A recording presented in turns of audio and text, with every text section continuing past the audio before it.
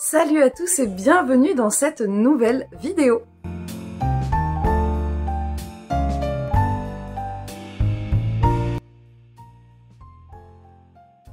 Aujourd'hui, je vais vous présenter une des vidéos que j'aime, je pense, alors j'allais dire le plus regardée pendant longtemps, c'était vraiment celle que je préférais. Maintenant, je les aime bien, c'est en train de tomber sur moi. Maintenant, je les aime bien, mais c'est pas forcément les vidéos que j'aime le plus. C'est une vidéo qui, pour ma part, quand je la prépare, est un peu compliquée à mettre en place parce qu'il faut que je récupère les livres que j'ai installés à droite à gauche, mais qui est hyper intéressante parce qu'elle me permet de vraiment faire le point sur ce qui est rentré ou non durant une période donnée. Là, en l'occurrence, j'ai pris les livres depuis fin novembre, donc ça comprend surtout le swap, il y a 4 catégories, 3 et demi. Le swap livresque que j'ai fait avec Barbara, mes cadeaux d'anniversaire et cadeaux de Noël. Non, cadeaux d'anniversaire et cadeaux, oui, cadeaux d'anniversaire. Dedans, il y a cadeaux d'anniversaire, cadeaux de Noël et un petit appart. Et après, il y a les achats livresques que j'ai fait dernièrement. Je pensais pas que j'avais fait autant d'achats livresques sur les, donc on va dire un peu moins de 2 mois. Il y a quand même pas mal de livres qui sont rentrés, donc je vais commencer à vous présenter tout de suite parce que sinon ça va être très long. Je vais commencer avec les achats livresques que j'ai fait de mon côté. Il y a le 3e tome de la charmante librairie, j'avais adoré le tome 2 et donc je me suis un petit peu ruée sur le tome 3. J'ai prévu de le lire ce mois-ci, je pense même que je vais le commencer dans vraiment pas longtemps. J'aimerais bien qu'il traîne pas dans ma palle justement parce que je l'ai acheté direct, parce que j'avais très envie de le lire. Donc voilà, j'ai prévu de le lire très prochainement. Toujours dans la même catégorie, il y a 2 livres que j'ai trouvés à Easy Cash. Je les ai payés très peu cher, donc du coup je me suis un peu ruée dessus. La Marque des Anges de Lenny Taylor, je l'ai pris parce que j'avais beaucoup aimé le tome 1 et le tome, la duologie du Faiseur de rêves. Et Un pont sur la brume parce que c'est un petit Le Bélial et que j'aime bien. Souvent cette collection elle est assez surprenante. Ensuite, toujours dans les achats livresques, j'ai fait la rencontre, j'ai été à une rencontre avec Pete Fromm. Forcément, c'est nul, j'ai pas fait exprès. Forcément, j'ai craqué, j'ai acheté 3 livres de Pete Fromm. J'ai acheté Mon désir le plus ardent, Chinook, qui est un recueil de nouvelles, et Le nom des étoiles. Je vous avoue que je n'ai pas regardé de quoi ça parlait. J'ai parlé un tout petit peu avec les libraires qui étaient présentes au moment de la rencontre, mais je les ai pris surtout parce que j'adore Pete Fromm. Ensuite, j'ai craqué pour un petit ouvrage chez ma libraire.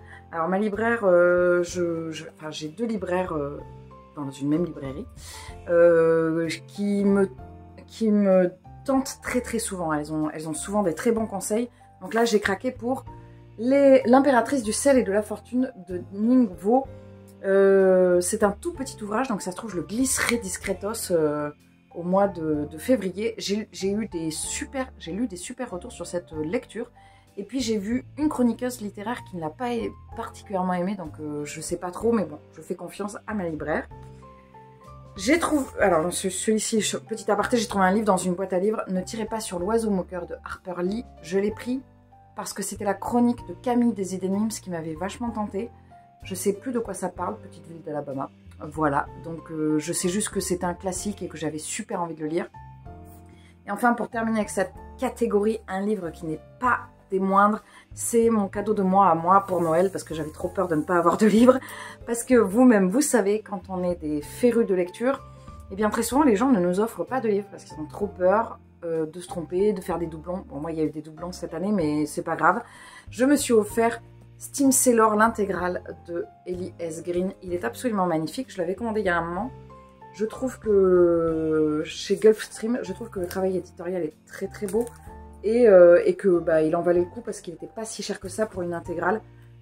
Il y a quelques ouvrages comme ça où je pense que je craquerai pour des intégrales parce que justement je trouve ça intéressant. Sinon, en soi, avoir un hardback pour un hardback, c'est pas forcément quelque chose qui m'intéresse, sauf quand ce sont des livres que j'aime particulièrement.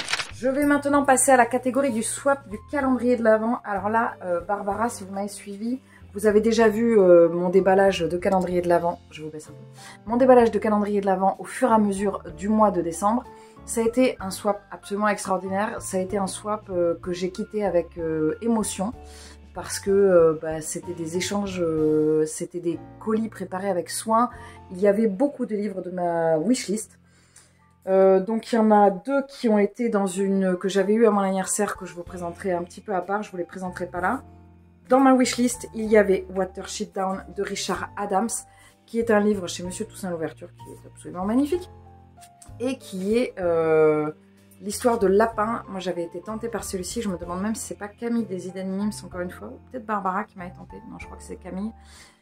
J'étais tentée parce que j'avais beaucoup aimé Potkin le Brave, même si on n'est pas du tout apparemment sur la même... voilà, on est sur une partie beaucoup plus adulte. Elle m'a mis également, alors dans les livres qui étaient dans ma wishlist, j'ai eu Un bûcher sous la neige de Susan Fletcher que je voulais lire mais depuis tellement longtemps. Et j'ai prévu de le commencer dans 2 jours, donc quand cette vidéo sortira je l'aurai déjà entamé.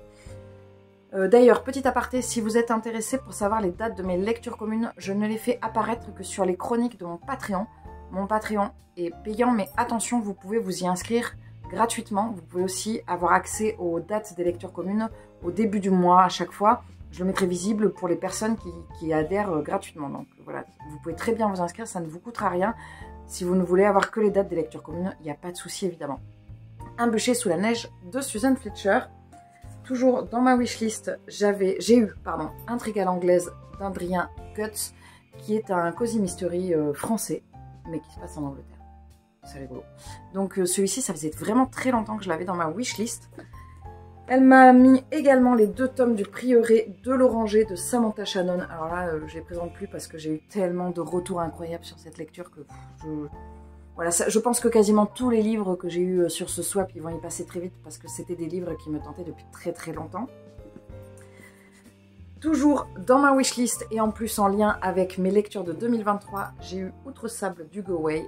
Hugo Way, c'est l'auteur de Silo, qui est un de mes coups de cœur 2023. Hugo Way, c'est un de ces auteurs que j'ai très très envie de continuer sur cette année. Donc je suis hyper contente d'avoir ce titre qui était évidemment dans ma wishlist, puisque tous les titres de l'auteur sont dans ma wishlist. J'ai eu également Hamnet de Maggie O'Farrell, toujours dans ma wishlist, qui parle de Shakespeare ou pas, je ne sais plus. Je crois que ça parle un peu de Shakespeare quand même. Un peu, mais pas non plus. La couverture est absolument magnifique, je trouve ce livre extrêmement attirant. Dans ma wishlist, il y avait également Kafka sur le rivage, j'allais dire un Q84, à chaque fois j'ai envie de dire ça parce que je vois Haruki Murakami et à chaque fois c'est un Q84, donc c'est Kafka sur le rivage, un petit livre à glisser pour le petit mois petite lecture, non pas du tout, mais que j'avais grandement envie de lire. Je me rends compte que elle m'a mis quasiment que des livres de ma wishlist en fait. Après, oui parce que les 2 autres ils étaient aussi dans ma wishlist, ceux que j'ai eu en doublon avec mon anniversaire. Elle m'a également mis Les délices de Tokyo de Dorian Sukagawa, un petit livre sur le Japon et sur les gourmandises du Japon. Donc ça évidemment, ça se lira avec délice, j'en suis persuadée. Un classique pour elle, j'ai eu Le Maître et Marguerite de Mikhail Bulgakov. Donc là c'est un ouvrage assez conséquent aussi, mais ça a l'air d'être plutôt un classique. On est sur l'écriture russe. Et je crois que ça fait très très longtemps que je n'ai pas lu un auteur russe, donc je suis hyper tentée et je trouve ça hyper intéressant justement de venir lire une contrée que je ne lis plus beaucoup, que je n'ai jamais beaucoup lu en fait. Et enfin elle m'a mis son auteur préféré, Jean-Christophe Granger, Le Serment des Limbes. C'est un auteur que je veux découvrir depuis longtemps. Je ne sais pas du tout de quoi ça parle, il y a juste marqué quand on traque le diable en personne, jusqu'où faut-il aller? C'est hyper intriguant. Pour mon anniversaire, étonnamment, j'ai eu 3 petits livres. Ça n'arrive pas souvent, mais j'ai pas eu...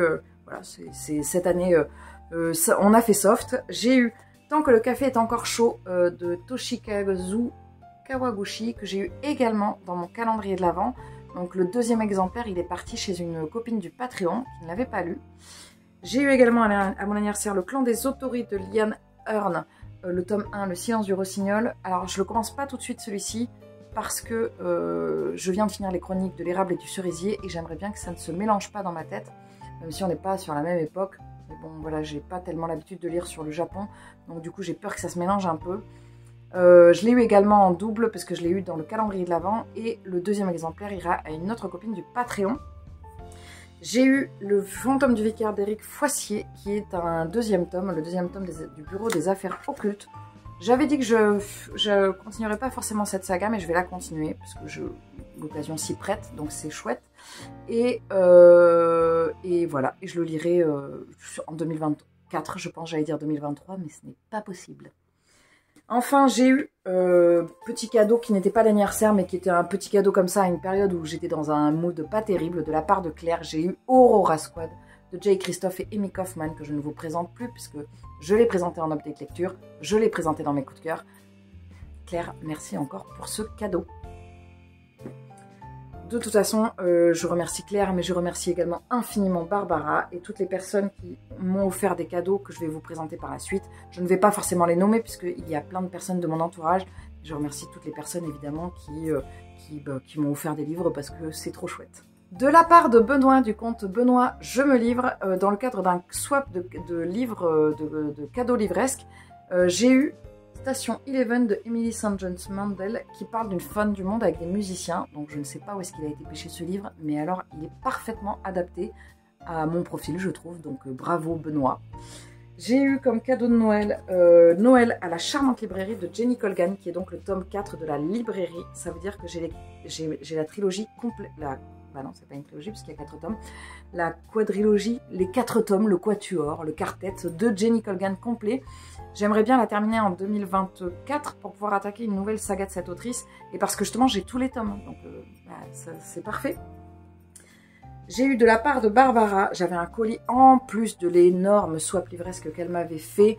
J'ai eu la deuxième femme de Louise May, qui est un exemplaire dédicacé. Ce qui est très drôle, c'est que je venais de le mettre dans ma wishlist. Donc Barbara, des fois je me dis, elle est dans ma tête, ce n'est pas possible. Comment elle a fait pour savoir que j'allais le mettre dans ma wishlist? C'est quand même assez incroyable. Et elle m'a aussi offert La maison dans laquelle de Mariam Petrosian, qui est un livre absolument splendide de la maison d'édition Monsieur Toussaint Louverture. Voilà, c'est le même éditeur que Watership Down. Et le même éditeur que tous les livres que je vais acheter maintenant, parce que j'adore cette maison d'édition, il est trop beau ce livre. Celui-ci était dans ma wishlist, alors il est extrêmement intriguant, puisqu'il n'y a rien. Il y a juste marqué « On sort de ce vertigineux périple comme les héros quittent l'enfance, secoués à regret ». C'est ultra tentant. J'ai eu, comme cadeau de Noël, j'ai également eu Le Jardin secret de Linda Chapman, que j'ai mis dans ma wishlist suite à la lecture de... Non, ne tombez pas les livres. C'est pas Nevermore, c'est Winter House Hotel. Il y a plusieurs livres qui sont rentrés dans ma wishlist à ce moment-là. Ce que je trouve juste un peu dommage, c'est ce petit macaron là qui sont collés, là, qui est indécollable puisqu'il est intégré à la couverture. J'ai eu également le tome 2 et le tome 3 de La fille des deux mondes de Sissy Hunter. J'avais bien aimé le tome 1 et donc je suis super contente de continuer avec cette saga que j'ai trouvé hyper plaisante à lire et pas prise de tête du tout. On est sur du young adulte, plutôt young d'ailleurs, donc c'est vachement, enfin c'est très très abordable et ça se lit, bah, voilà, c'est un petit plaisir coupable, ça se lit facilement. J'ai eu ensuite un livre qui est un peu compliqué. D'ailleurs, je finirai par celui-ci. Je vais d'abord vous présenter 2 autres livres et je finirai par celui-ci parce que c'est trop particulier. J'ai eu ce magnifique cadeau Notre-Dame de Paris de Victor Hugo, évidemment, avec les dessins de Georges Besse. C'est un ouvrage absolument splendide qui est en noir et blanc comme ça. Alors, moi, je n'ai jamais lu Notre-Dame de Paris. J'avais commencé à le lire, je pense, trop jeune et ça m'avait saoulée de ouf. Et donc du coup bah, j'ai pas continué. Je suis dégoûtée parce que j'avais un exemplaire particulier qui était quand même très abordable et j'aurais aimé le retrouver, mais il a disparu malheureusement de ma bibliothèque. Et du coup je suis contente de découvrir cette lecture avec cet ouvrage. J'ai eu en double exemplaire un livre, donc du coup c'est pour ça qu'a été remplacé l'exemplaire que j'avais en double par Le Jardin secret, Les filles de deux mondes et l'ouvrage mystère que je vous présente en dernier. J'ai eu Minalima, La magie de Minalima de Minalima. Ça parle de tout et ça parle de tout ce qui est au niveau du travail graphique de Eduardo Lima et Minafora. Voilà, je n'ai jamais son nom. Déjà, je crois que j'ai son bon prénom, c'est déjà pas mal, mais bon, j'aimerais bien quand même arriver à retenir parce qu'elle a un prénom alors Minafora Mina, pas compliqué, et Eduardo Lima, qui sont donc les 2 concepteurs graphiques de toute la saga Harry Potter et les Animaux Fantastiques. L'ouvrage est absolument splendide. Je l'ai à peine commencé, ça c'est une marque-page. J'ai à peine commencé, mais déjà j'étais là. Waouh, c'est hyper intéressant, c'est hyper bien.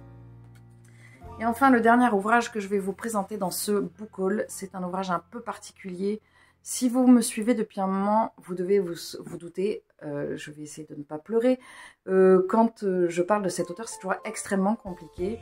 C'est un auteur qui me touche énormément par sa plume. C'est mon auteur préféré. C'est un auteur qui est décédé il y a quelques années maintenant et dont je n'arrive pas quasiment pas à reprendre les ouvrages, les bouquins depuis son décès.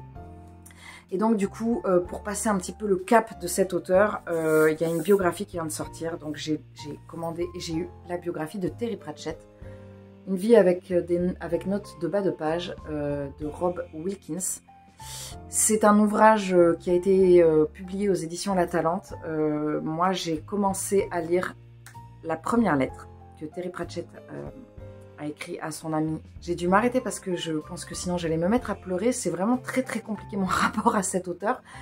J'ai lu la première lettre que Terry Pratchett a laissée à son ami Rob Wilkins parce que cet auteur a mis fin à ses jours volontairement puisque il était malade. Il avait, je sais plus s'il avait Alzheimer ou bref, il a préféré mettre un terme à son existence plutôt que de mourir en perdant les souvenirs, en perdant la tête.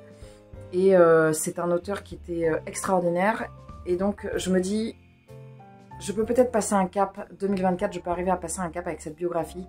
Je vous annonce direct, la première lettre, j'ai failli me mettre à pleurer.